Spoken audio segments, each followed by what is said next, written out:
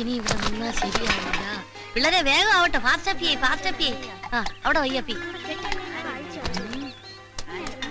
വേഗം റെഡിയാകട്ടെ, പോണം.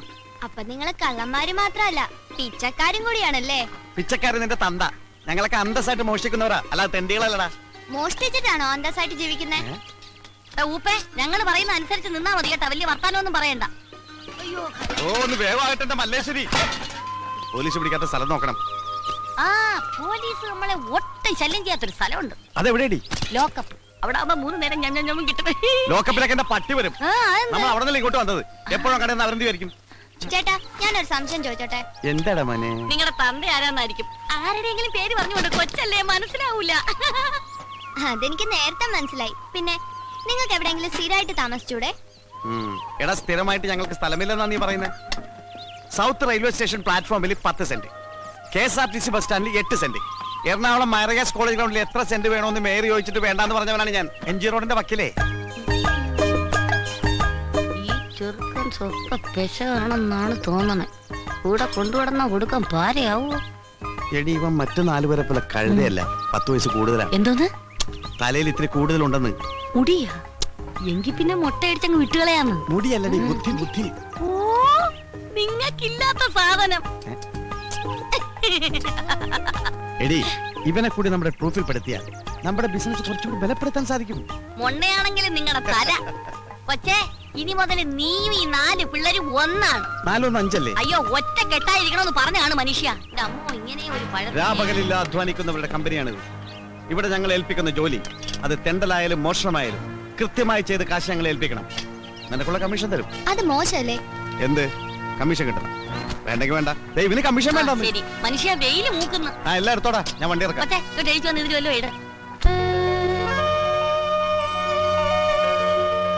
ജീവിക്കാനായി ഒരുപാട് പണിയെടുത്തു. അതെല്ലാം പൊട്ടിപ്പൊളിഞ്ഞ് കുത്തുവാളയെടുത്ത് ഞാൻ ഒരു പരുവത്തിലായി. അവസാനത്തെ ശ്രമം എന്ന നിലയിൽ അരിമേടിക്കാൻ പഞ്ചർ പ്രദേശ് എന്നൊരു പുതിയ പ്രസ്ഥാനം ഞാൻ തുടങ്ങുകയാണ്. ഇതെങ്കിലും ഒന്ന് പച്ച പിടിക്കാൻ അനുഗ്രഹിക്കണമേ. ഏയ്, ആർക്കും സംശയം തോന്നരുത്. പശു അപ്പിടുന്നത് പോലെ വേണം ഇട്ടിട്ട് പോകാൻ. എന്നാ പിന്നെ പശുവിന് വാടകയ്ക്കെടുക്ക്. വാ. ദൈവമേ, ആദ്യമായിട്ട് ഒരു മലങ്കോള് തന്നെ കിട്ടണേ.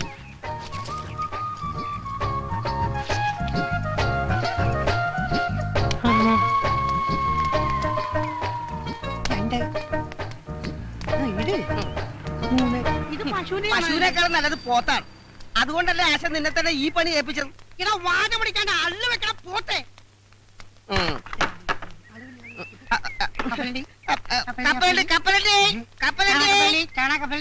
വണ്ടി ഒന്നും കാണാനില്ലോടാ. എടാ, വണ്ടിക്കാരെ ക്യാൻവാസിൽ ഒരാളെ നിർത്തിയിട്ടുണ്ടല്ലോ, ജാക്കി. അവനത് ചെയ്തോളും. നീ വന്നേ. കപ്പലി കപ്പലി കപ്പലി.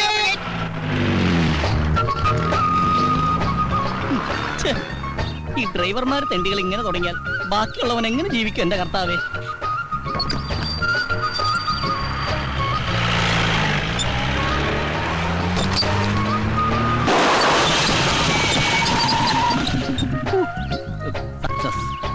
പോലീസെങ്കിൽ പോലീസ്.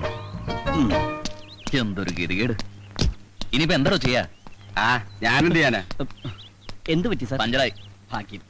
അല്ല, ഇവിടെ വെച്ച് പഞ്ചറായത് ഭാഗ്യം. തൊട്ടപ്പുറത്തായിരുന്നെങ്കിൽ വലിയൊരു കാന ഉണ്ടായിരുന്നു. ആ കാനയിലേക്ക് ജീപ്പ് പറഞ്ഞ് സാറിന് എന്തെങ്കിലും അപകടം പറ്റുമെന്നൊരു പേടി. അങ്ങനെ ഒരു ഭാഗ്യം. സാറ് ഇനിയിപ്പോ പഞ്ചർ ഒട്ടിക്കണമെങ്കിൽ 10 കിലോമീറ്റർ അപ്പുറത്തെങ്ങാണ്ട് ഒരു കടയുള്ളൂ സാർ. സാറേ, ഈ സ്റ്റെപ്പിനില്ലയോ? അല്ല, സ്റ്റെപ്പിന് ഉണ്ടായിട്ടും കാര്യമില്ല. കാരണം പഞ്ചറായിട്ടുള്ള ടയർ മാറ്റി സ്റ്റെപ്പിന് ഇട്ട് കഴിഞ്ഞിട്ടുണ്ടെങ്കിൽ സ്റ്റെപ്പിനും കൂടി പഞ്ചറായിട്ട് ആ 2 പഞ്ചറായിട്ടുള്ള ടയർ ഉരുട്ടിക്കൊണ്ട് ഏതെങ്കിലും പഞ്ചർ വർക്ക്ഷോപ്പിലേക്ക് സാറ് പോയി. സൂപ്പറായിട്ട് പഞ്ചർ ഒട്ടിക്കുന്ന ടീം ഇവിടെ അടുത്തുണ്ട് സാർ. ഞാൻ പോയി വിളിച്ചോട്ടെ. വേഗം വേണം, എനിക്ക് എസ്കോർട്ട് പോകാനുള്ളതാ. സാറ് ആയിക്കോട്ടെ, എവിടെ വേണം, നമുക്ക് കാശ് കിട്ടി. എന്താ പറഞ്ഞേ? ഞാൻ പോയി വിളിച്ചോണ്ടിരാ സാർ. ഇന്ന് ആദ്യത്തെ ദിവസമായിട്ട് ഒരു വണ്ടിയും പഞ്ചർ ഒട്ടിക്കാൻ കാണുന്നില്ലല്ലോ. ഇത് ഇന്ന് എന്നെ പൂട്ടേണ്ടി വരും. നീ എവിടാ ചാണകം ഇട്ടത്? ഞാനല്ല, പശുവാണ് ചാണകം ഇട്ടത്. അതല്ലടാ, റോഡിൽ തന്നെ അല്ലേ ചാണകം ഇട്ടത്? പിന്നെ ഓട്ടോറിക്ഷ മുതൽ തമിഴം പാണ്ടി ലോറി വരെ കയറാൻ പാകത്തിലാണ് സംഭവം ഞങ്ങൾ സെറ്റ് ചെയ്തിരിക്കുന്നത്. സംശയം ഉണ്ടെങ്കിൽ ആശാൻ ഈ വണ്ടിയിൽ ഒന്ന് കയറ്റി നോക്ക്. ആദ്യം ഈ വണ്ടി തന്നെ പഞ്ചർ ആയിക്കോട്ടെ. അയ്യോ ആശാനെ, എന്നെ വല്ലതും വീണോ? ഒരു ജീപ്പ് ഒന്ന് കയറിയിട്ടുണ്ട്. ഞാനവരെ പിടിച്ചിരുത്തിരിക്കാം. വേഗം വാ. Puncture Pradesh ready. ജീപ്പിക്കാരെ തുടക്കം മോശമല്ല. ഐശ്വര്യ ഒരു അള്ളു വെച്ചത് ഇങ്ങനെ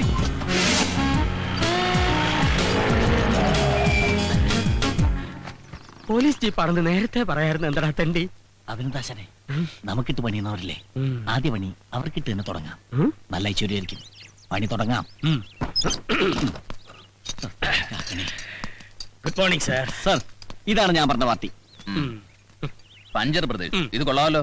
അതെ സർ, ഇത് ഹൈവേയിൽ മാത്രം കണ്ടുവരുന്ന ഒരു മൊബൈൽ വർക്ക്ഷോപ്പാണ്.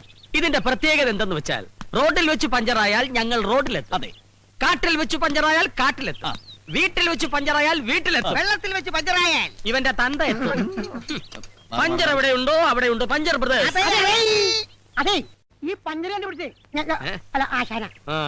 ബ്രദേഴ്സ് റെഡി, പണി തുടങ്ങൂ. ഇവർ തുടങ്ങും. സാറ് എന്ന് കാര്യം കഴിക്കണമെന്നില്ല, തീരെ താഴെ എടുക്കും. സാറ് പോയി ചാടിച്ചിട്ട് വാ. അസനേ, പിന്നൊരു കാര്യം, ആദ്യമായിട്ട് കിട്ടിയ കോളാ. എന്റെ ഷെയർ എനിക്ക് കൃത്യമായിട്ട് കിട്ടണം. ഷേറാ?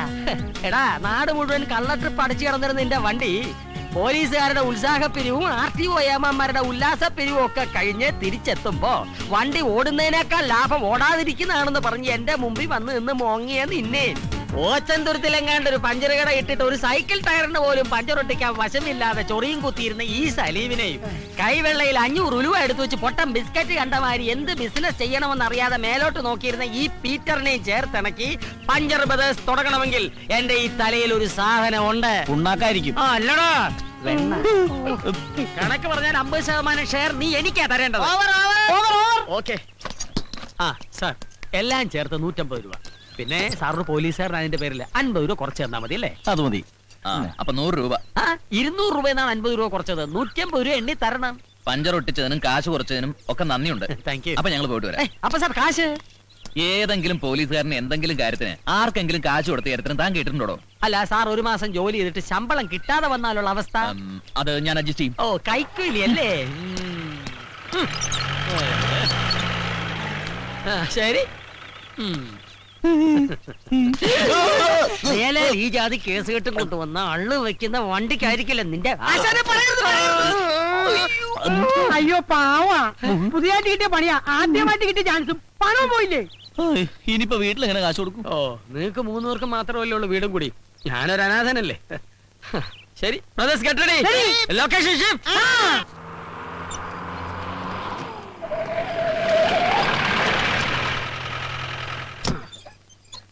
ഈശോയെ,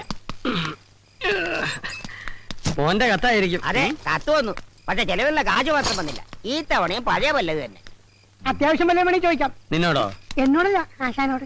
ചായക്കട നേരത്തെ അടച്ചാ? എങ്ങനെ അടക്കാതിരിക്കും? നമ്മളല്ലേ പറ്റുകാരി. പറ്റുകാരല്ല, പറ്റിപ്പുകാരി. ഒരു കാര്യം